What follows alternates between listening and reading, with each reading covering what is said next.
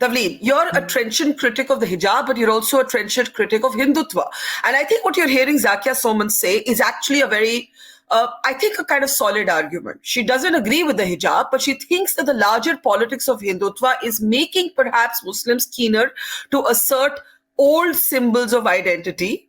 She's not denying that patriarchy predated the politics of Hindutva, but she thinks there might be a revival, a greater energy behind these symbols that she thinks are patriarchal. Tavleen. Look, if the Muslims were upset about the bulldozers, I'm on their side. If they're upset about namaz and all that kind of thing, I'm on their side. I cannot be on the side of putting little girls into veils to send them to school.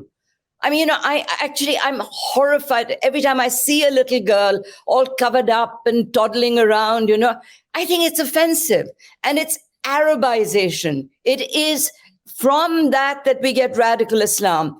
And because of this attack on other Muslim things, which has been a terrible mistake, because if that hadn't happened, the Prime Minister of India should have said what Macron said, pas chez nous, not in our house.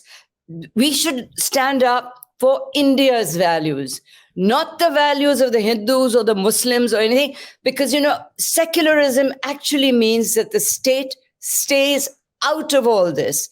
But it was Muslim women who went to court. So, it's the courts are ruling, not because they suddenly decided one day that they were going to rule, as the pilot lady said, I'm embarrassed, etc.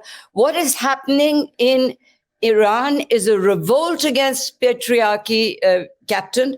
What is happening in India is the subversion in women of that right. It's patriarchy in a new form. I feel very bad for Muslim women that they have such bad leaders guiding them at the moment.